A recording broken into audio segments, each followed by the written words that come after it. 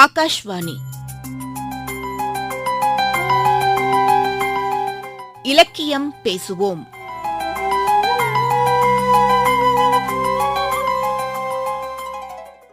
வணக்கம் நேயர்களே. இன்றைய இலக்கியம் பேசுவோம் நிகழ்ச்சியில் நம்முடன் இணைந்து கொண்டு தன்னுடைய இலக்கிய, சமுதாய, ஆன்மீக, சேவை அனுபவங்களை பகிர்ந்து கொள்ள இருக்கிறார் தஞ்சாவூர் ஸ்ரீ ராமகிருஷ்ண மடத்தின் தலைவர் சுவாமி விமூர்த்தானந்தர் அவர்கள். சுவாமிகள் இதுவரை 30 புத்தகங்களை எழுதியுள்ளார். சுவாமிகள் அண்மையில் எழுதிய விவேகானந்தர் வேண்டிய 100 இளைஞர்களுள் நீங்களும் ஒருவரா, மாணவனே மாணவியே நீ தலைவனாகணும் ஆகிய 2 நூல்களும் நல்ல வரவேற்பை பெற்றுள்ளன. அது மட்டுமல்லாமல் ஸ்ரீ ராமகிருஷ்ண மடத்தின் பத்திரிகையான ஸ்ரீ ராமகிருஷ்ண விஜயம் பத்திரிகையின் ஆசிரியராக 16 ஆண்டுகளுக்கு மேலாக பணியாற்றியுள்ளார். தஞ்சாவூர் ஸ்ரீ ராமகிருஷ்ண மடம் தொடங்கப்பட்டதிலிருந்து இதுவரை பகவான் ஸ்ரீ ராமகிருஷ்ணர் அவரது சீடர் விவேகானந்தரின் சிந்தனைகளை மக்களிடம் கொண்டு சேர்ப்பதில் அயராது பணியாற்றி வருகிறார். இன்று இலக்கியம் பேசுவோம் நிகழ்ச்சியில் மாணவனே மாணவியே நீ தலைவனாகணும் என்கிற புத்தகம் குறித்து பேச இருக்கிறோம். இந்நூலானது வெளியிட்ட 20 நாட்களுக்குள் 1000 பிரதிகள் விற்பனையாகி 2வது எடிஷனுக்கு தயாராகி கொண்டிருக்கிறது என்பது கூடுதல் தகவல். வணக்கங்க சுவாமி. வணக்கம் ஐயா. சுவாமி, இந்த நூல் எழுதுவதற்கு உங்களுக்கு தூண்டுகோலாக இருந்தது எது அப்படிங்கிறத தெரிஞ்சுக்கலாமா? ஐயா சொன்ன மாதிரி ஒரு 15 ஆண்டுகள் ராமகிருஷ்ண விஜயத்தின் ஆசிரியராக பொறுப்பேற்று அதை நல்லபடியாக நடத்த முடிந்தது. அந்த நேரத்தில் கிட்டத்தட்ட 1.25 லட்சம் சந்தாதாரர்கள் இருந்தாங்க. அதில் சுமார் 75,000 மாணவ மாணவிகள் சந்தாதாரர்களாக அந்த பத்திரிகைக்கு இருந்தாங்க. தமிழ்நாட்டிலேயே, ஏன் இந்தியாவிலேயே மாணவ மாணவிகள் இவ்வளவு பேர் சந்தாதாரராக இருந்த ஒரே பத்திரிகை ஸ்ரீ ராமகிருஷ்ண விஜயமாகத்தான் இருக்கும் என்று நம்புகிறேன். அதில் ஒரு 15 வருடங்கள் சேவை புரிந்ததால் அதில் கிடைத்த அனுபவங்கள் பல. அதிலும் மாணவ மாணவிகளை சந்திக்கிறது, நிறைய பள்ளி கல்லூரி இதுக்கெல்லாம் நம்ம போகும்போது நம்முடைய உரையை கேட்ட பிறகு, பகவான் ஸ்ரீராமகிருஷ்ணர் சுவாமி விவேகானந்தருடைய கருத்துக்களை எல்லாம் கேட்ட பிறகு அவங்க நேரடியாக கேள்வி கேட்கும்போது ஒரு 5-6 கேள்விகளுக்கு தான் பதில் தர முடியும். ஆனால் பலரும் கேள்வி கேட்கும்போது அந்த கேள்விகளெல்லாம் எழுதி கொடுங்க, நாங்கள் இதை பத்திரிக்கையில் போடுறோம் அப்படின்னு சொல்லி அப்படி தான் இதை ஆரம்பித்தது. அதாவது தேவை அறிந்து சேவை, இது நல்லபடியாக நடந்தது. அது சுவாமி விவேகானந்தர் சொல்வார், நீ ஒரு ஆன்மீக மனிதனாக மாறுவதற்கு முன்பு ஒரு ஜென்டில்மேனாக மாறு. நம்ம உயர்ந்த சமய கருத்துக்கள், ஆன்மீக கருத்துக்கள் எல்லாம் சொல்கிறதுக்கு முன்னாடி இளைஞன் தன் காலில் தான் நிற்க வேண்டும். தெய்வீக கருத்துக்கள் போகிறதுக்கு முன்னாடி தன்னம்பிக்கை கருத்துக்கள் போகணும். இப்போல்லாம் ஜென்ஜியெல்லாம் நிறைய பேர் வர்றாங்க. இப்போல்லாம் அவங்கள பற்றியே யோசிக்க வேண்டியிருக்கு, வேறு எதையுமே யோசிக்க மாட்டேங்கிறாங்க. ஆனால் நம்ம விவேகானந்தருடைய கருத்துக்கள் அடிப்படையில் இளைஞன் அப்படின்னா அவன் சிந்திக்க வேண்டிய விஷயங்கள் எவ்வளவோ இருக்குது. அதெல்லாம் விட்டு உன்னுடைய கூட்டிலிருந்து வெளியே வா அப்படிங்கிறதா இந்த நூலின் ஒரு முக்கியமான கருத்தாக இருக்கிறது. அதாவது நீங்கள் சொல்கிறது கேட்கும்போதுங்க சாமி, நிறைய நிகழ்ச்சிகள் நடைபெறும். கடைசி நேரத்தில் சொல்லுவாங்க, உங்களுக்கான கேள்விகளை கேட்கலாம் அப்படின்பாங்க. கடைசி ஒரே ஒரு கொஸ்டின் மட்டும் அலவுடு அப்படின்பாங்க. மற்றவர்களுக்கு வாய்ப்பு இல்லாமல் போயிடும். ஆனால் நீங்கள் எல்லாத்துக்கும் ஒரு வாய்ப்பு கொடுக்குற ஒரு இதாக மாற்றிக்கிட்டீங்க கேள்வி பதில் செஷன். இவ்வளோ அருமையான கேள்விகள்லாம் கேட்பாங்க தம்பி தங்கைகள். இந்த கேள்வியெல்லாம் வேணும்னே கேட்குறாங்களோ அப்படின்னு கூட தோணும், சும்மா கேட்டு வைக்கணுங்கிறதுக்காக. அப்படி இருந்தால் கூட வேற ஏதாவது கேட்டிருக்கலாம்ல. ஒரு நல்ல கேள்வி தானே கேட்டிருக்கான். அவனுக்கு என்ன பிரச்சனையோ, அவனுக்கு என்ன சங்கடமோ, அவனுக்கு என்ன குழப்பமோ, அது வேறு யாரிடமும் சொல்ல முடியாமல் நம்மிடம் வருவது, அதுவே ஒரு பெரிய ஒரு சந்தோஷமாக இருக்கும். நம்ம செய்கிற சேவை ஏற்றுக்கொள்ளப்படுகிறது அப்படிங்கிறது அது ஒரு அருமையான ஒரு தருணம். அதெல்லாம் அப்புறம் சாமி, இந்த மாணவர் மாணவிகளின் கேள்விகளுக்கான பதில்ங்கிற முறையில் பார்த்தீங்க அப்படின்னா தமிழ்லையோ இல்லை மற்ற மொழிகள்லையோ இது மாதிரி நூல்கள் இருப்பதாக நம்ம கேள்விப்பட்டதில்லை. ஏன்னா நிறைய பார்க்குறோம். இதுக்கு முன்னாடியெல்லாம் சில இதழ்களில் ஆசிரியர் சொல்லுவார், பெரும்பாலும் அரசியல் சார்ந்த கேள்விகளாக இருக்கும். வானதி பதிப்பகத்தினுடைய பதிப்பாளர் கூட TR ராமநாதன் ஐயாவும் சொல்லியிருக்காங்க அவங்களுடைய முன்னுரையில். மாணவர்களுக்காக பிரத்யேகமாக அமைக்கப்பட்ட, அதனால் முதல்ல தமிழில் வெளிவந்த நூலாக கூட இது இருக்கலாம் அப்படிங்கிற மாதிரி சொல்லியிருக்காங்க. இந்த நூலினுடைய முக்கியத்துவம் பற்றி சொல்லுங்க. நிறைய பத்திரிகைகளில் கேள்வி பதில்கள் வந்து கொண்டிருக்கு, வரும். அது எல்லாமே சினிமா, அரசியல், ஊர்க்கதை, இது போன்ற ஒரு பொதுவான விஷயங்கள் தான் இருக்கும். ஆனால் மாணவ மாணவிகளுக்கு, குறிப்பாக இளைஞர்களுக்கு மதிப்பு கொடுத்து அவர்களுடைய சிந்தனைகள் என்ன, அவர்களுடைய கேள்விகள் என்ன, அவர்களுடைய சிந்திக்கும் போக்கு எப்படி இருக்குது, அதெல்லாம் தெரிஞ்சுக்கிறதுக்கு ஒரு பெரிய வாய்ப்பாக இருந்தது. நிறைய பேர் இன்றைய இளைஞர்கள்லாம் கெட்டு போயிட்டாங்க அப்படின்னு ஒரே வார்த்தையில் சொல்லிட்டு போயிடுறாங்க. அப்படியெல்லாம் கிடையாது. அது கெட்டுப்போன இளைஞர்கள் இருக்காங்க, அது யார் கெடுக்கிறாங்கங்கிறதும் நமக்கே தெரியும். ஆனால் நிறைய இளைஞர்கள் எல்லாமே அக்னி குஞ்சுகளாகத்தான் இருக்கிறார்கள். அதை ஊதி ஊதி இன்னும் கொஞ்சம் பெருசாக்கணும். அப்படி இருக்கும்போது அவர்களிடம் என்ன குறைபாடு இருக்குது, எதை கொண்டு அதை நிரப்பலாம், அவர்களுக்கு என்ன தேவை இருக்குது, அவர்கள் எதை தேடிக்கொண்டு இருக்கிறார்கள், தேடிக்கொண்டு இருக்கும் போது கண்டதெல்லாம் அவர்கள் முன்னாடி எப்படி காட்டி அவர்களுடைய கவனத்தை கவர்கிறார்கள் அல்லது கவனத்தை களவாடுகிறார்கள் அப்படிங்கிறதெல்லாம் நம்ம பார்க்கணும். இந்த புத்தகத்தில் ஒரு 2 வார்த்தைகள் ரொம்ப முக்கியமான வார்த்தைகளாக இருக்கும். இளைஞர்களுடைய கவனச்சிதைவு என்பது ஒரு பெண்ணுக்கு ஏற்படும் கருச்சிதைவு போன்றது. ஒரு கருச்சிதைவு வந்தால் எவ்வளவு கொடுமையாக இருக்கும் ஒரு பெண்ணுக்கு. அதே மாதிரி தான் இளைஞர்களுக்கு கவனச்சிதைவு என்பது அவ்வளவு கொடுமையான ஒரு விஷயம். அது சர்வசாதாரணமாக நம்முடைய சமுதாயத்தில் நடந்து கொண்டிருக்கிறது. கவனம் என்பது கரன்சி. கரன்சின்னா செல்வம். நம்முடைய இன்றைய இளைஞர்கள் நிறைய பேர் வாட்ஸ்அப் பார்த்துக்கிட்டோ அல்லது ஃபோன்லேயோ இல்லை சோஷியல் மீடியாவிலேயோ நிறைய பேர் இருக்காங்க. அவங்களுடைய முழு நேரமே அதில் தான் இருக்குது. இதை அந்த ஃபோன் கம்பெனிக்காரங்க அல்லது வெளிநாட்டுக்காரங்க இவங்க எல்லாமே இந்த கவனத்தை எப்படி கரன்சி ஆக்கலாம் அப்படிங்கிறதுல மும்முரமாக இருக்காங்க. நாம் இந்த புத்தகத்தின் மூலமாக என்ன சொல்கிறோம்னா, இளைஞனே, யுவதியே, உன்னுடைய கவனம் உனக்கே தெரியல அது எவ்வளவு மதிப்பு வாய்ந்தது, எவ்வளவு சம்பாதிக்க முடியும் அந்த கவனத்தினால், அது உனக்கு தெரியவில்லை. ஆனால் வெளிநாட்டுக்காரனுக்கும் வெளியாளுக்கும் தெரியுது. அவனுக்கு தெரிந்ததை நீ தெரிந்து கொள். உன் கவனம் என்பது காசாக்கப்படுகிறது, அது களவாடப்படுகிறது. நீ கொஞ்சம் கவனமாக இருந்தால், உன்னுடைய கவனம் எப்படி இருக்கு என்பதை நீ புரிந்து கொண்டால் நிச்சயமாக நீ தான் பெரிய செல்வந்தனாக இருப்பாய். கவனம் இஸ் ஈக்குவல் டு கரன்சி அப்படிங்கிறத நம்ம இந்த நூலில் சொல்லியிருக்கோம். அது இளைஞர்கள் அது ரொம்ப வரவேற்கிறாங்க, அது போன்ற கருத்துக்களை. ஏன்னா ஒன்று அவங்கள பேரண்டிங் சொல்லுவாங்க இல்லையா, குழந்தைகளை வளர்ப்பது. நிறைய இடங்களில் குழந்தைகளை வளர்ப்பதில்லை. இந்த நூலில் ஒரு அத்தியாயமே இருக்குது, குழந்தைகளை வளர்க்காதீர்கள், அவர்களை வளர விடுங்கள். அதே மாதிரி இளைஞர்களுக்கு எது எது வேணுங்கிற சொல்லிட்டா போகிறோம், அவங்களே தேர்ந்தெடுத்துக்குவாங்க. அதனால் அவருடைய கவனம் களவாடப்படுகிறது என்று சொல்லும் போது பல கல்லூரிகளில் இதை நேரடியாக நாங்கள் பார்த்துருக்கோம். அப்படி சொல்லும்போது 100 பேர் கேட்டாங்கன்னா 30 பேர் உதாசீனமாக தான் இருப்பாங்க, போயிடுவாங்க. அதில் ஒரு 40 பேர் அப்போ புரியாதவங்களுக்கு அதுக்கப்புறம் புரியும். மீதி இருக்கக்கூடிய ஒரு 30 பேர் அதை கவனிக்கிறாங்க. வேடிக்கை அதை சொல்வோம், ஒரு வகுப்பில் 50 பேர் படிக்கிறாங்கன்னா 30 பேர் நடுத்தரம், எந்த பக்கம் இழுக்கிறாங்களோ அந்த பக்கம் போகக்கூடியவங்க. அவங்க நல்லவங்களும் கிடையாது, கெட்டவங்களும் கிடையாது, ரொம்ப பெரிய திறமைசாலியும் கிடையாது, நடுத்தரம். இன்னொரு பக்கம் பார்த்தீங்கன்னா அந்த வகுப்புலேயே அவங்க தான் ஆதாரம், நல்ல சிறந்த மாணவர்களாக இருப்பாங்க. அது அந்த ஆசிரியருக்கே ஆதாரமாக இருப்பவர்கள். இன்னொரு 10 இந்த மேனுஃபேக்சரிங் டிஃபெக்ட் சொல்லுவாங்க இல்லையா, அது மாதிரி சேதாரம், அது டிஃபெக்டிவ் தான் அது. அப்போ ஒரு 50 பேரில் 10 சேதாரம், 10 ஆதாரம், 30 நடுத்தரம். நம்முடைய கவனம் எப்படி இருக்கணும்னா, ஆதாரத்தை கெட்டியாக பிடிச்சிக்கணும், அவங்களுக்கு வேண்டியது நம்ம சொல்ல வேண்டியிருக்கு. 30 நடுத்தரம் இருக்கு இல்லையா, அவர்களை ஆதாரத்தின் பக்கம் திருப்ப வேண்டியது. கடைசியாக இருக்கக்கூடிய சேதாரம் 10 இருக்கு இல்லையா, அவங்களுக்கும் ஏதாவது அப்பப்போ நம்ம சொல்லி அவர்களையும் நல்ல மார்க்கத்திற்கு கொண்டு வருவது தான் ராமகிருஷ்ண மடம், ஸ்ரீராமகிருஷ்ண விஜயம், சுவாமி விவேகானந்தர் சொன்ன ஒரு அருமையான ஒரு விஷயம். அதைத்தான் நம்ம இந்த நூல் மூலமாக செய்திருக்கிறோம். சுவாமி, நீங்கள் சொல்கிறீங்க, ஆனால் இருந்தாலும் இந்த காலத்து இளம் மாணவியருக்கு நம்ம சமுதாயத்தின் மேலே உண்மையிலுமே அக்கறை இருக்கா? ஏன்னா நீங்கள் நிறைய மாணவர்களை கல்லூரிகளில் பள்ளிகளில் போய் சந்திக்கிறீங்க. அப்புறம் இந்த புத்தகத்தில் அவங்க அந்த கேட்டிருக்க கேள்வியெல்லாம் உண்மையிலுமே அவங்களுக்குள்ள சந்தேகம் தானா, அது எப்படி நீங்கள் உணர்றீங்க அப்படிங்கிறத பற்றி சொல்லுங்கள் சாமி. பலரும் கேட்ட அதே சந்தேகத்தை நீங்களும் கேட்குறீங்க.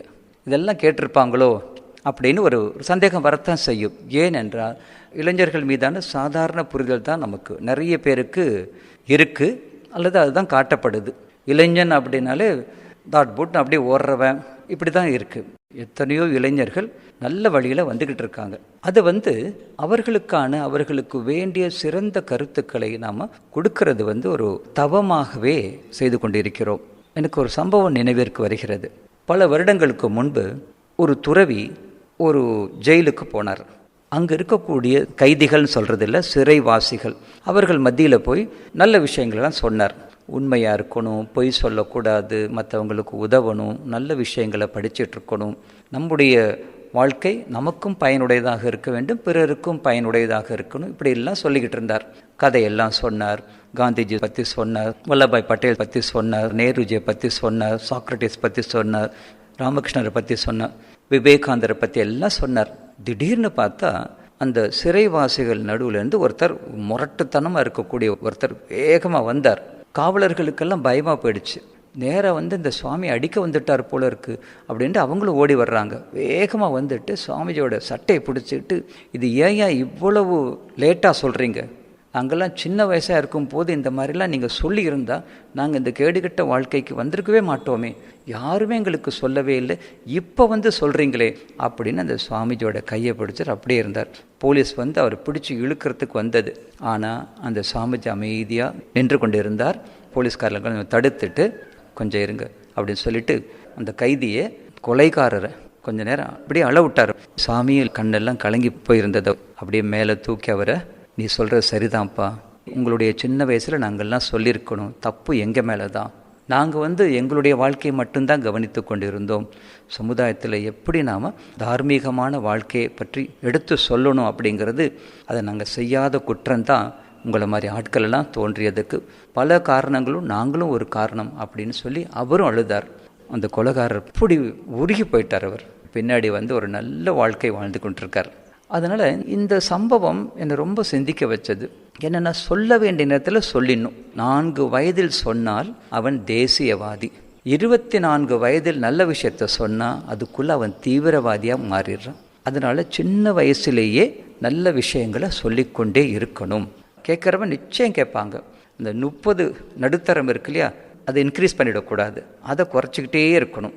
சேதாரத்திலேருந்து கொஞ்சம் பேருமாவது நல்ல விதத்தில் நம்ம இழுக்கணும். அப்போ 50ன்னா ஆதாரம், நடுத்தரம், சேதாரம், இது எல்லா இடத்துலையும் இருக்கும். வகுப்பில் மட்டுமல்ல, சமுதாயத்திலும் இருக்குது, நமக்குள்ளேயே இருக்குது. ஒவ்வொரு மனிதனும் அவனுக்குள்ளாரையே இந்த 3 தன்மைகளும் இருக்குது. சாமி, அதாவது இப்போ நீங்கள் சொல்கிறது எல்லாம் நல்ல கருத்துக்கள் தான் சாமி. இந்த புத்தகத்தில் நம்ம படிக்கிறோம், நீங்கள் மன உறுதியோடு இரு, தொடர்ந்து போராடணும், நல்ல காரியங்களை மற்றவர்களுக்கு பயனுள்ளதெல்லாம் செய்யணும் அப்படிங்கிறது எல்லாமே சிறு கதைகள் வழியாக, கேள்வி பதில் வழியாக சொல்லியிருக்கீங்க. ஆனால் இது எல்லாமே மாணவர்கள் ஏற்றுக்குவாங்களா, கேட்டு நடப்பாங்களா? ஏற்றுக்கொள்ள மாட்டார்கள் அப்படின்னு ரொம்ப சுலபமாக சொல்லிட்டு போயிடலாம். ஏற்றுக்கிறாங்க அப்படின்னா நேரடியாக சுவாமிஜி நான் உங்கள் கருத்தை ஏற்றுக்கிறேன் அப்படின்னு சொல்லவே மாட்டாங்க. இப்போ ஏற்றுக்காமல் இருக்கலாம், அல்லது ஏற்றுக்கொண்டதை சொல்லாமலும் இருக்கலாம். அப்படி இருக்கும்போது நாம் தொடர்ச்சியாக சொல்லும் போது, நெல் செய்ய புல் தேயுமா போலே அப்படின்னு ஒரு அருமையான வார்த்தை ஒன்று இருக்கிறது. இப்போ நாம் ஒரு தரிசு நிலத்தை அப்படியே போட்டு வச்சிட்டோம்னா புல் முளைச்சிக்கிட்டே இருக்கும். அந்த இடத்துல அது கொஞ்சம் தோண்டி உழுது அங்கே நெல் பயிரிடும் போது புற்கள் என்ன ஆகும், அந்த நெல்லுக்கு உகந்ததாக மாறி இதோட வளர்ச்சி அதோட வளர்ச்சியோடு இணைந்து விடும். நல்ல விஷயத்தை நம்ம செய்யலைன்னா என்ன ஆகும் அப்படின்னா, புற்கள் முளைத்து கொண்டே இருக்கும். நீங்கள் என்ன தான் தோண்டி இது பண்ணாலும் இங்கே தோண்டினா அங்கே வரும், அங்கே தோண்டினா இங்கே வரும். அதனால் நல்லது செய்தால் அல்லது நீங்கும். இது எல்லா இடத்துக்கும் பொருந்தும். அதுவும் குறிப்பாக இளைஞர்கள் மத்தியில் ரொம்பவும் பொருந்தது. இது இன்னொன்று, அவன் ஏன் இந்த மாதிரி சுற்றுறான் அப்படின்னா, அவனுடைய சக்திக்கு, மனோபலத்துக்கு ஏற்ற ஒரு டார்கெட் நம்ம கொடுக்கலன்னு தோணுது. சமுதாயத்தை பற்றி பொறுப்பு அவனுக்கு நம்ம ஊட்டவில்லை. அதே மாதிரி நாட்டை பற்றி ஒரு பெருமிதம் அவனுக்கு தெரியவில்லை. சுதந்திர போராட்டத்தில் எவ்வளோ பேர் கஷ்டப்பட்டதால தான் இன்றைக்கி நீ பைக்கில் வேகமாக சுற்ற முடியுது அவனுக்கு சொல்லித்தரப்படவில்லை. ஏன்னா திடீர்னு அவன் வானத்திலேருந்து குதிச்ச மாதிரி ஆகுது அவனுக்கு. அப்படி இல்லாமல் சமுதாயத்தை பற்றி, சமயத்தை பற்றி, நாட்டை பற்றி உண்மையான வரலாறுகள், தியாக வரலாறுகள் அப்படின்னா துறவிகளும் ஆன்மீக சான்றோர்கள் மட்டுமல்ல, இன்றைய சமுதாயத்தில் எவ்வளோ பேர் நல்லவங்க இருக்காங்க, எவ்வளோ நல்ல வியாபாரிகள் இருந்திருக்கிறார்கள், இன்னும் இருக்காங்க. சமுதாயத்தில் எங்கெங்க நல்லது நடக்குதோ அதெல்லாம் பார்க்கக்கூடிய கண்கள் அவனுக்கு வேண்டும். நல்ல விஷயத்தை கேட்கக்கூடிய காதுகள் அவனுக்கு இருக்கு, இன்ஆக்டிவாக இருக்கு. இளமை என்ற, வாலிபம் என்ற ஒரு பெரிய ஒரு வரப்பிரசாதம் நம்ம தம்பிகளுக்கும் தங்கைகளுக்கும் இருக்கு. அவங்க அந்த இளமையை ஆப்ரேட் பண்ண தெரியணும். தெரிவிப்பதற்கான ஒரு நல்ல முயற்சி தான் இந்த நூல். சுவாமி, இந்த மாணவனே மாணவியே நீ தலைவனாகணும் அப்படிங்கிற இந்த புத்தகத்தினுடைய உண்மையான பயன்னு நீங்கள் எதை கருதுறீங்க? ஒரு காலத்தில் ஒரு குடும்பம் என்றால் 3 தலைமுறைகள் இருக்கும். தாத்தா இருப்பார், அப்பா அம்மா, பேர குழந்தைகள் இருப்பாங்க. 3 தலைமுறை இருப்பது தான் முழு குடும்பம். என்னென்னா, தாய் தந்தையர் சொல்ல முடியாததை பாட்டியும் தாத்தாவும் சொல்லுவாங்க. அதாவது பாரம்பரியமாக இருக்கக்கூடிய நல்ல விஷயங்கள் அப்படியே குடும்பத்தில் ஒருத்தர் மாற்றி அப்படியே வரும். தாத்தா பாட்டிக்கும் பேரன் பேத்திக்கும் நல்ல இணக்கமான உறவு இருந்தது, அன்பு இருக்கும், அரவணைப்பு இருக்கும், நல்ல விஷயங்களும் கேட்க முடியும். இப்போ அந்த கூட்டு குடும்பங்கள் என்பது கூட்டு புழு குடும்பங்களாக மாறிவிட்டன. புழுக்களாகவே நிறைய பேர் இருக்க வேண்டியிருக்கு. அப்பா ஓடுறார் வேகமாக, அம்மா வேலைக்கு போகிறாங்க, குழந்தைகள் தவிக்கிறார்கள். அந்த கூட்டு புழு என்ற குழந்தை கூட்டு புழுவாகவே இருந்து விடுகிறது. அது பூச்சியாக வளர்ந்து போவதற்கான வாய்ப்பு இல்லாமலேயே போய்விடுகிறது. தாய் தந்தையர்கள் நல்ல விஷயங்களை பிள்ளைங்களுக்கு சொல்ல முடியாத ஒரு கட்டம் இருக்கு. ஆசிரியர்கள் பாடத்தை மட்டுமே நடத்த வேண்டிய நிர்பந்தம் இருக்கு. அவங்களோட கஷ்டம் அவங்களுக்கு தான் தெரியும். இப்படி தாய் தந்தையராலும் முடியாத ஒரு விஷயம், பெற்றோராலும் சொல்ல முடியாத அந்த ஒரு கேப், அந்த ஒரு பெரிய வெற்றிடத்தை நாம் நிரப்புவதற்காகத்தான் இந்த மாதிரி ஒரு விஷயத்தை நம்ம கையில் எடுத்தோம். சுவாமி, இந்த நூலை படித்ததுலேருந்து பார்த்தா இது மாணவர்களுக்கு மட்டும் இல்லாமல் முக்கியமாக பெற்றோர்களையும் ஆசிரியர்களுக்குமாகவே எழுதியிருக்கிறதா நாங்கள் புரிஞ்சுக்கிறோம். அது சரிதானாங்க சாமி? ரொம்பவும் சரி. ஒரு மாணவன் அப்படிங்கிறவன் ஒரு பறவை போன்றவன். அந்த பறவைக்கு 2 ரெக்கைகள் உண்டு. ஒரு பக்கத்து ரெக்கை பெற்றோர்கள், இன்னொரு பக்கத்து ரெக்கை ஆசிரியர்கள். அந்த மாணவ பறவை மிக உயர பறக்க வேண்டும் என்றால் இந்த 2 ரெக்கைகளும் நன்றாக விரிந்திருக்க வேண்டும், சக்தி மிக்கதாக இருக்க வேண்டும். அப்படி இருந்தால் நிச்சயமாக அந்த பறவை பறக்கும். இந்த நூல் மாணவ மாணவிகள், குழந்தைகள், இளைஞர்கள் அவங்க மனசில் என்னென்ன கேள்விகள் இருக்கோ, குழப்பங்கள் இருக்கோ, எத்தனையோ பேர் தங்களுடைய கஷ்டத்தை பெயர் போட்டே எனக்கு இந்த கஷ்டம் இருக்குது, இன்னொருத்தன் நல்ல மார்க் வாங்கினா எனக்கு பொறாமையாக இருக்குது, எனக்கு அந்த மாதிரி கேள்வியெல்லாம் கேட்கும்போது அவனுடைய தைரியத்தை நம்ம பாராட்டணும். நிறைய பேர் நல்லது மட்டுமே கேட்பாங்க. இல்லை, நான் கண்ணை மூடினா எனக்கு அப்படியே என்னென்னமோ வருது, அதனால் நான் தியானமே செய்யக்கூடாதுன்னு நினைக்கிறேன், இப்படி ஒரு கேள்வி வருது. டீச்சரே கேட்டிருக்காங்க ஒரு கேள்வி, என்னென்னா என்னுடைய வகுப்பில் இருக்கிறவங்க அடுத்த ஆசிரியரை மதிக்கிறாங்க, என்னையே மதிக்கிறது இல்லை, இப்படி ஒரு கேள்வி. இந்த கேள்விகள் இளைஞர்கள் மத்தியில் இருக்கக்கூடிய குழப்பங்கள், சந்தேகங்கள், தெளிவின்மைகள், அவங்க எதை தேடுறாங்க, இதெல்லாம் பெரியவங்க, குறிப்பாக ஆசிரியர்கள், பெற்றோர்கள் இவர்கள் தெரிந்து கொண்டால் நிச்சயமாக குழந்தைகள் நல்ல விதமாக வளர்வார்கள், பெற்றோர்கள் பெருமைப்படும்படி நிச்சயமாக வளர்வார்கள். ஒரு உதாரணம் சொல்லணே, ஒரு நல்ல குடும்பத்து பையன் 8வது 9வது படிக்கிறான். திடீர்னு அவனுக்கு முன்கோபம் வருது. அப்பா அம்மா சொல்லி பார்க்குறாங்க, ஒன்றும் நடக்கலை. ஆனால் பெங்களூரில் இருக்கக்கூடிய அந்த பையனுடைய பாட்டி ராமகிருஷ்ண விஜயத்துக்கு ஒரு கடிதம் எழுதுகிறாங்க. ஒரு 3 மாதம் முறை நடந்தது. என்னுடைய பேரன் இப்படி இருக்கான், ரொம்ப நல்ல பையன்தான், நாங்களும் நல்ல விஷயங்கள்லாம் கொடுத்துக்கிட்டு தான் இருக்கோம், ஆனால் திடீர்னு அவனுக்கு முன்கோபம் வருது அப்படின்னு ஒரு கேள்வி. என்ன சந்தோஷமான விஷயம் அப்படின்னா, அவங்களுக்கு குழந்தை வளர்க்கும் ஒரு கலை ராமகிருஷ்ண மடத்திலிருந்து கற்றுத்தரப்படுகிறது அப்படிங்கிற ஒரு விஷயந்தான். உங்கள் சக்தி உங்களுக்கு இருக்கிற மாதிரி, இந்த வயசுக்கு ஏற்ற சக்தி இருக்கிற மாதிரி அவனுக்கு அந்த சக்தி இருக்குது. அது கொஞ்சம் வேகமாக இது பண்ணும்போது நீங்கள் பயப்படக்கூடாது, கொஞ்சம் விட்டுப்பிடிங்க, பையன் நல்ல பையன், நல்ல குடும்பத்து பையன், ஜீனை நம்புங்க.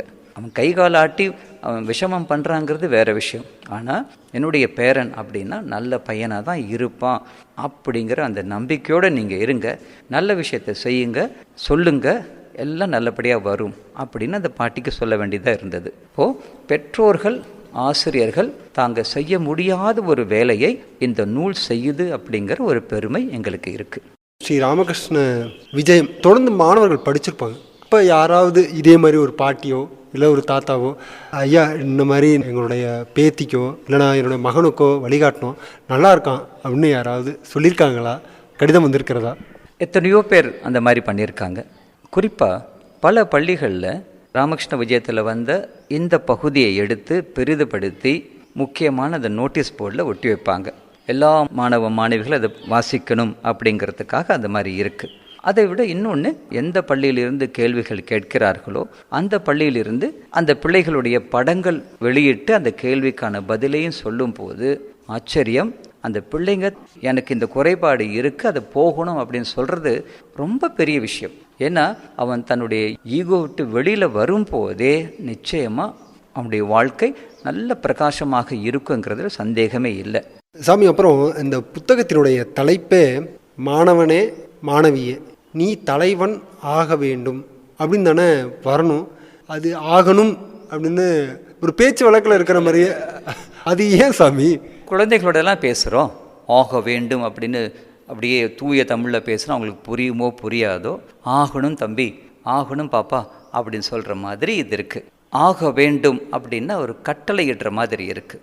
ஆகணும் அப்படின்னா நமக்கு ரொம்ப வேண்டியவங்கிட்ட அரவணைப்போடு நம்ம பேசுகிற மாதிரி இருக்குது. பிரியமான ஆசீர்வாதமான ஒரு சொல்லாக அதை நாம் பார்க்கிறோம். ஆகணும் அப்படின்னா ஒரு வேகமும் இருக்குது, அதே சமயத்தில் என்னுடைய விருப்பமும் இருக்குது, இறைவனுடைய ஆசீர்வாதமும் அது இருக்குது. அதுக்காக தான் அந்த மாதிரி போட்டது.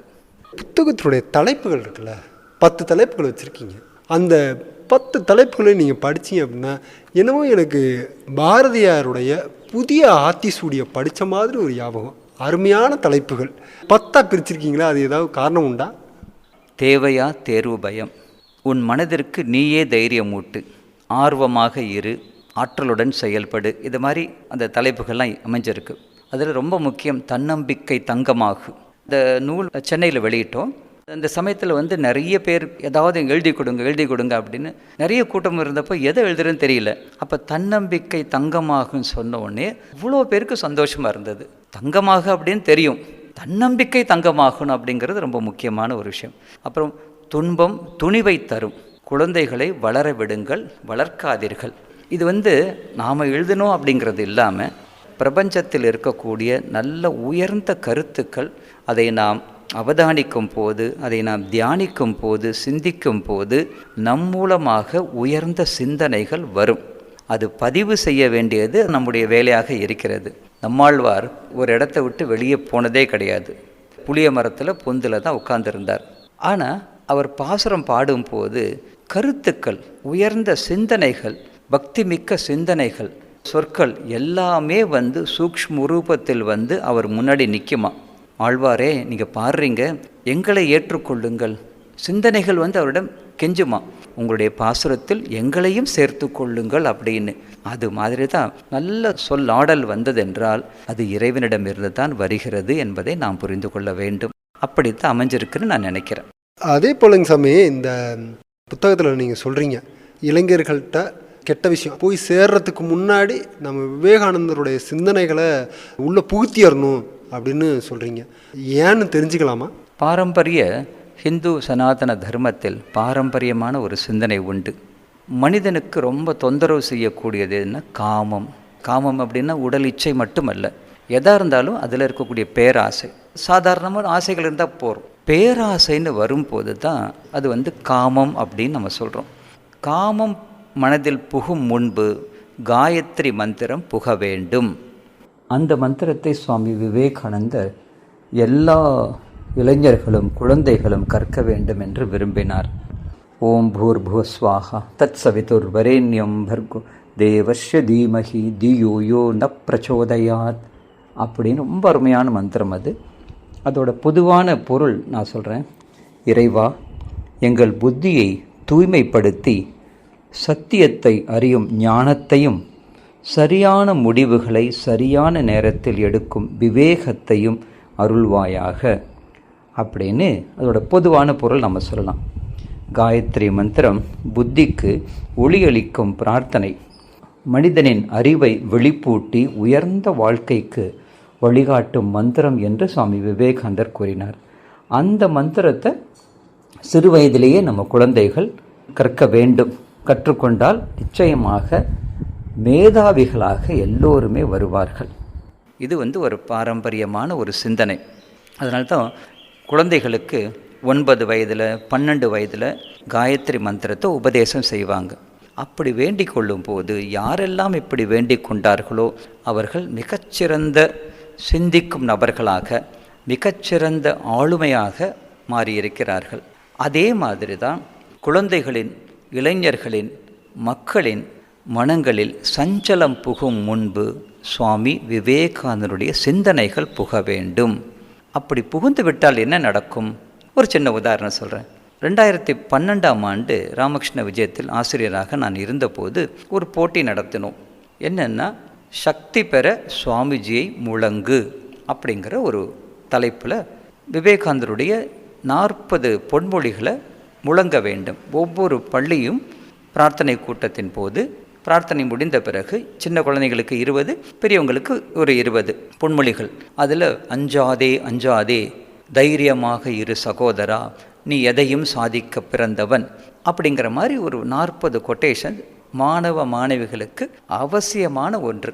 எல்லாமே ஒரு ஆட்டோ சஜஷன் மாதிரி இருக்கும். கிட்டத்தட்ட 12,000 மாணவ மாணவிகள் தமிழகமெங்கும் அதை ஓதினார்கள். சக்தி பெற சுவாமிஜியை முழங்கு அப்படிங்கிற ஒரு திட்டம். அது ரொம்ப நல்லா நடந்தது. அதில் சென்னையில் ஒரு பொண்ணு, 6வது படிக்கிற அந்த பொண்ணு ஹரிணின்னு பேர். அவள் 40 கொட்டேஷனை நல்லா மனப்பாடம் பண்ணி தனியாக சொல்லி பார்ப்பாள். அது சொல்லும்போது குட்டி பையன், அவனோட தம்பி குருன்னு பேர், ரொம்ப ரொம்ப சின்ன பையன், அவனும் காதால் கேட்டு கேட்டு அஞ்சாதே அஞ்சாதே இந்த மழலை சொல்ல அது சொல்லுவான். அவங்க வீட்டில் நடந்த ஒரு விஷயத்த சொல்கிறேன். கிச்சனில் அப்படியே தண்ணி குடிக்க போகிறான். அங்கே இருட்டாக இருக்குது, ஓடி வந்துடுறான். அக்கா ஹரிணி கிண்டல் பண்ணுறான். அஞ்சாதே அஞ்சாதேன்னு இப்போ தானே சொன்ன, நீ உள்ளார போனோடனே பயந்துட்டு வந்துட்டியே அப்படின்னு. அந்த பையன் யோசிக்கிறான். அப்படின்னு தண்ணி குடிக்கணும், அதே சமயத்தில் பயப்படக்கூடாது. மறுபடியும் கம்பீரமாக உள்ளார போனான். அந்த குட்டி பையன் மழலை சொல்ல அப்படியே அஞ்சாதே அஞ்சாதேன்னு சொல்லிட்டு உள்ளார போனால் அங்கேயே தண்ணி குடித்தான், திரும்பி வந்தான். ஜெயிச்சிட்டேன் பார்த்தியா அப்படின்னு சொன்னாவ.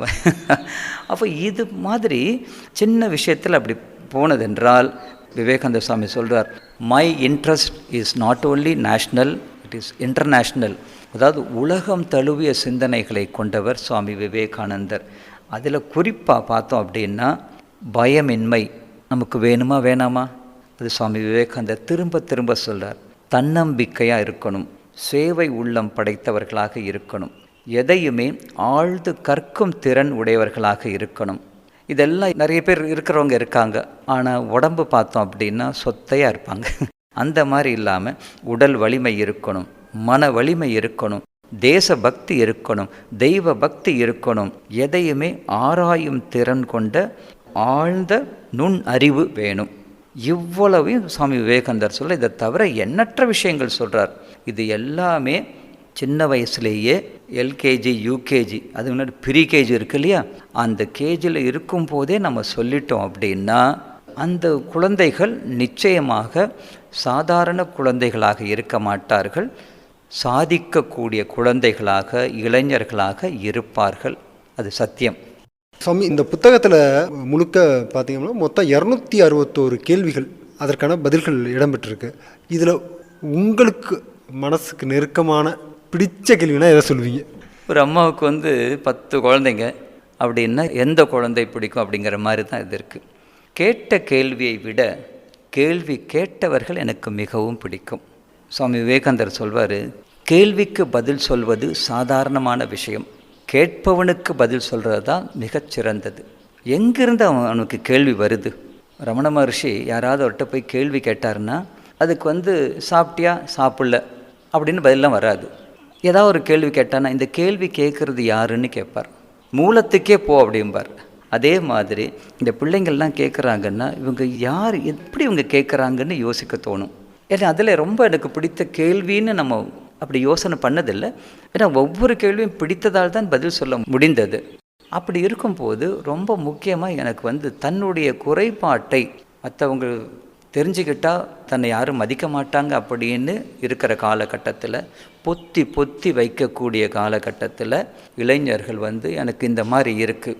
மதுரையிலேருந்து ஒரு பையன் எழுதுகிறான், வகுப்பில் மற்றவங்கெல்லாம் நல்லா படிக்கும்போது என் மனசில் பொறாமை வருது அப்படின்னு சொல்கிறான். அவன் பேர் போட்டே சொல்கிறான், எனக்கு இந்த மாதிரி வருது அப்படின்னு.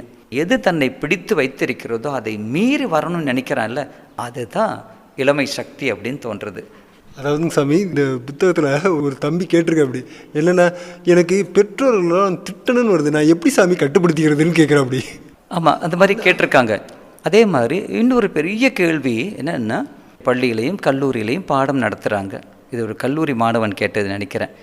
எல்லாமே அவங்க என்ன சொல்லித்தர்றாங்களோ அதை விட அதிகமாக எனக்கு தெரியுது. இவங்க 3 மாதம் சொல்லித்தர்றது எனக்கு 3 மணி நேரத்திலே கூகுள் பாபா சொல்லி கொடுத்துட்றாரு. நான் ஏன் காலேஜுக்கு போகணும் அப்படிங்கிற ஒரு பெரிய கேள்வி. இது ரொம்ப சிந்திக்க வேண்டிய ஒரு விஷயம். அப்போ அந்த தம்பிக்கு நம்ம சொல்ல வேண்டியிருக்கு, இது ஏட்டறிவு மட்டும் நினைக்காத, ஒரு குருமுகமாக வந்தால் எப்போவுமே நல்ல விதமாக இருக்கும் அப்படிங்கிறதையும் சொல்லி, ஆசிரியரிடம் நீ காணக்கூடிய ஒரு சில குறைபாட்டை பெரிதாக்காத, படிக்கணும் அப்படின்னு முடிவு பண்ணுற நல்ல விதமாக படி. கூகுள் பாபா உனக்கு தகவல் அறிவு தான் கொடுக்கும். ஆனால் நல்ல ஆசிரியர் தகவல் அறிவோடு என்கரேஜ்மெண்ட்டும் கொடுப்பார்.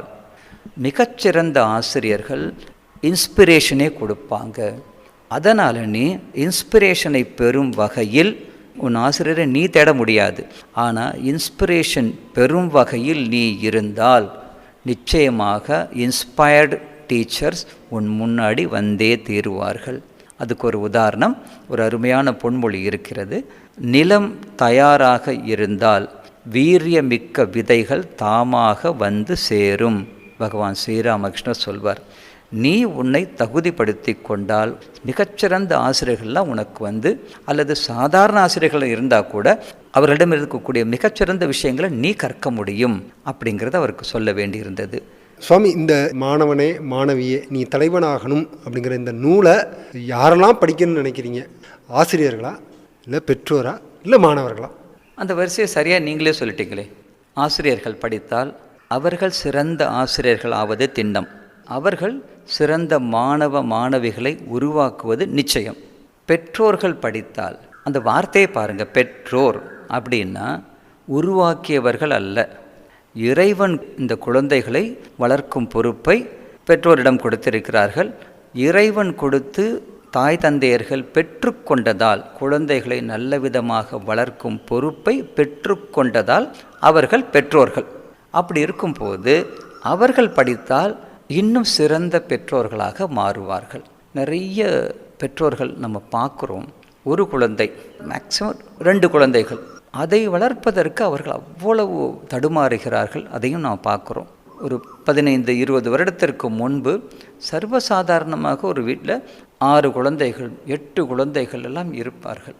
அந்த அம்மா படிக்காதவர்களாக கூட இருக்கலாம், ஆனாலும் நல்ல விதமாக பொறுப்பை ஏற்றுக்கொண்டவர்களாக. அவர்களுக்கு பட்டப்படிப்பு இருக்காது, ஆனால் பட்டறிவு உண்டு. பொறுப்பு ஏற்றுக்கொண்டதால் திறமை தானாக வந்தது. இப்போ நம்ம பார்க்கும்போது நல்ல பெற்றோர்களாக அவர்கள் மாறுவதற்கு இந்த நூல் நிச்சயமாக உதவும். என்னுடைய மகனிடம், என்னுடைய மகளிடம் என்ன கேள்விகள் இருக்கின்றன, என்ன குறைபாடு இருக்கிறது டக்குன்னு சொல்லிட முடியும். ஆனால் அவனுடைய கேள்விகள் என்ன இருக்குது, குழப்பங்கள் என்ன இருக்குது, எப்படி நம்ம உதவி செய்ய முடியும், எப்படி அவனுக்கு நல்ல விஷயங்களை சொல்ல முடியும். இது அந்த கேள்விகளுக்கு, அந்த குழப்பங்களுக்கு ஒரு விதமான தீர்வு வச்சுருக்கோம். இந்த தீர்வை படித்து இதுதான் தீர்வுன்னு அவங்க சொல்ல வரல. இதை படித்தோன்னா இப்படி கூட பதில் சொல்லலாம் போல் இருக்குது, என் பிள்ளைக்கு, என் பொண்ணுக்கு, என் பையனுக்கு இப்படி ஒரு குழப்பம் இருக்குது, நான் என்ன செய்யணும், நான் எவ்வளோ குவாலிட்டி நேரத்தை நான் தர முடியும் அப்படிங்கிறத அவங்க யோசிக்க முடியும். ஆசிரியர்களும் என்னுடைய வகுப்பை சரியாக கேட்குறதில்ல அப்படின்னு குறைப்பட்டு கொள்ளாமல் மாணவ மாணவிகளிடத்தில் என்னென்ன தேடல்கள் இருக்குன்னு பார்க்கணும். மாணவ மாணவிகளிடத்தில் என்ன தேடல்கள் இருக்குது என்பதை தேடிக்கொண்டே இருப்பவன் தான் சிறந்த ஆசிரியன். இந்த 2 இறக்கைகளும் நன்றாக பறக்க ஆரம்பித்து விட்டதென்றால் பறவை என்ற மாணவன் மாணவி மிகச்சிறப்பாக தலைவன் ஆகியே தீருவான். ஜென்ஸி, ஜென் ஆல்ஃபா என கூப்பிடக்கூடிய இந்த இளைஞர்கள், யுவதிகள் இந்த நூலை வாசிக்கிறதுக்கு வாய்ப்பு இருக்கா? வாசிக்கிறதுக்கு ஏதாவது முயற்சி எடுக்கிறோமா? எனக்கு தெரிந்த நிறைய பள்ளிகள் இந்த நூலை தங்களுடைய ஆசிரியர்களுக்கு கொடுத்திருக்கிறார்கள். ஒருத்தங்க சொன்னாங்க, சென்னையில் இருக்கக்கூடிய ஒரு பள்ளி கிட்டத்தட்ட ஒரு 200 பிரதிகள் வாங்கியிருக்கிறார்கள். 200 பிரதிகளா எதற்கு அப்படின்னு மாணவர்கள் கொடுக்க போகிறாங்கன்னு நினச்சேன்னா, இல்லை, எங்களுடைய ஆசிரியர்களுக்கு கொடுக்க போகிறோம். அவர்கள் படித்தா அவர்கள் படித்து அதை மாணவர்களுக்கு புரிய வைப்பார்கள். மாணவர்கள் அவங்களுக்கும் நேரடியாக கொடுக்குறோம். முக்கியமாக ஆசிரியர்கள் இதை படிக்கணும் அப்படின்னு. அப்போ தான் நினச்சேன்னா, ஒரு கை குழந்தை, அந்த குழந்தைக்கு ஒரு மருந்து கொடுக்கணும். அந்த மருந்து நேரடியாக குழந்தைக்கு ஊட்ட முடியாது. அப்போ என்ன செய்வாங்க, தாய்க்கு அந்த மருந்து கொடுத்து அந்த மருந்தை தாய் உண்டு அந்த தாய்ப்பால் மூலமாக குழந்தைக்கு சென்றால் அந்த குழந்தையும் நன்றாக இருக்கும், அந்த மருந்தும் நன்கு வேலை செய்யும். அது மாதிரி இது இருக்குன்னு நினச்சேன்னா. ஜென்ஜி, ஜென் ஆல்ஃபா, இது எல்லாமே நம்ம வைக்கிற பேர் தான். சுவாமி விவேகானந்தர் இடத்துல சொல்கிறாரு, இந்த நாட்டில் பிறந்தவன் ஒரு நாத்திகனாக இருப்பான் அப்படின்னு நான் நினச்சி பார்க்கவே முடியாதனால் நம்பவே முடியாது அப்படிம்பார் சுவாமி விவேகானந்தர். நான் கடவுளை நம்ப மாட்டேன், இதை செய்ய மாட்டேன், அது செய்ய மாட்டேன், எதுக்கும் நான் பணிய மாட்டேன் அப்படி இப்படின்னு சொல்கிறவங்களாம் இருப்பாங்க. அது யௌவன கர்வம் அப்படின்னு ஆதிசங்கர் சொல்வார். கொஞ்ச நாளைக்கு அந்த திடீர் ஹார்மோன் அவனால் சமாளிக்க முடியல. 2 விதமான சோம்பேறித்தனத்தை சொல்வாங்க. ஈஸ்டர்ன் லெதர்ஜி, வெஸ்டர்ன் லெதர்ஜி அப்படிம்பாங்க.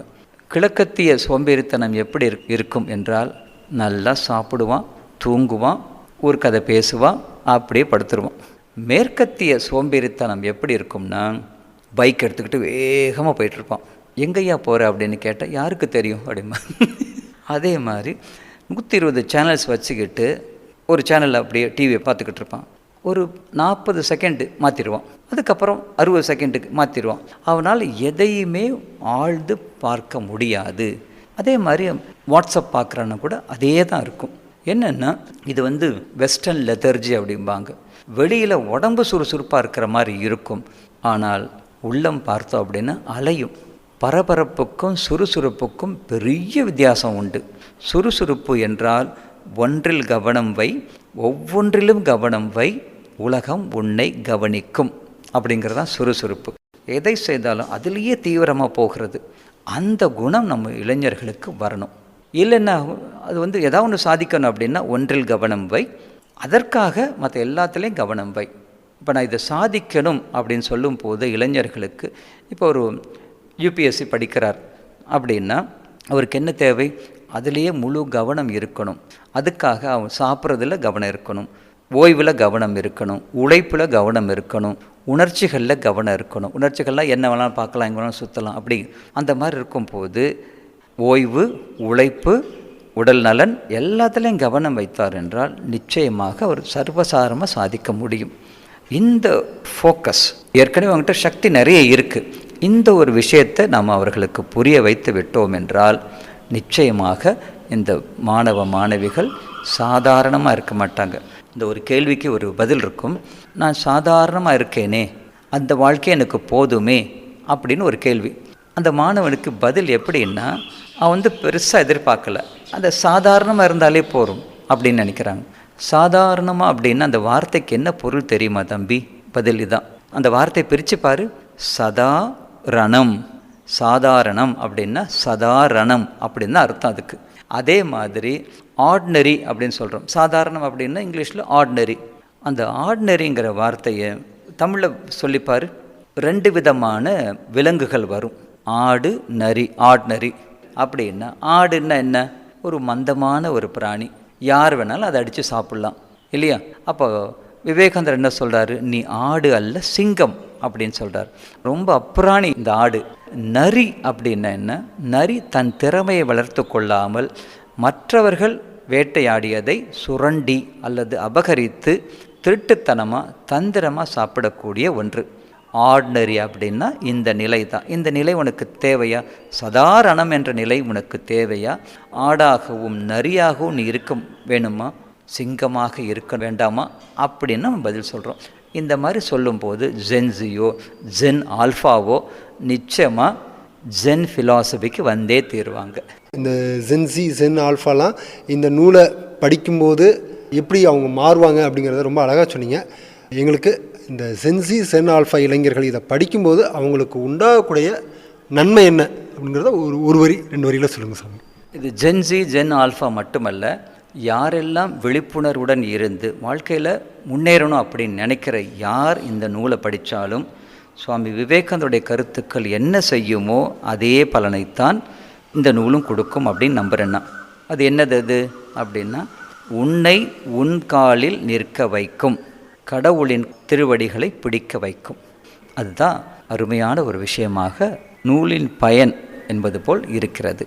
சுவாமி, இதுவரை எங்களோட இணைஞ்சு கொண்டு மாணவனே மாணவியே நீ தலைவன் ஆகணும் அப்படிங்கிற அந்த புத்தகம் எப்படி உருவானுச்சு, அதில் உள்ள கருத்துக்கள் என்ன, யார் படித்து பயன்பெறலாம், இது இளைஞர்களுக்கு போய் சேரும்போது நம்மளுடைய நாடு எப்படி வளர்ச்சியடைந்த நாடாக மாறும் அப்படிங்கிறதெல்லாம் நல்லா படம் பிடிச்சு ரொம்ப அழகாக சொன்னீங்க.